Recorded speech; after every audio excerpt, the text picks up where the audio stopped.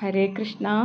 സ്വർഗാരോഹണത്തിന് തയ്യാറായിട്ടിരിക്കുന്ന ഭഗവാനോട് ഉദ്ധവർ ചോദിച്ചു, ഭഗവാനെ, അങ്ങ് പോയി കഴിഞ്ഞു കഴിഞ്ഞാൽ കലിയുഗത്തിലെ ജനങ്ങൾ എന്ത് ചെയ്യുമെന്ന്.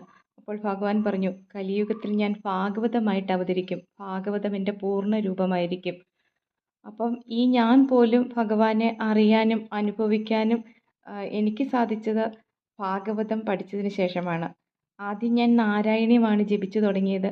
അത് കഴിഞ്ഞ് കഴിഞ്ഞപ്പോൾ എനിക്ക് ഭാഗവതം പഠിക്കണമെന്ന് അതിയായ ആഗ്രഹം തോന്നി. ഭാഗവതം പഠിച്ചു, ഭഗവത്ഗീത പഠിച്ചു.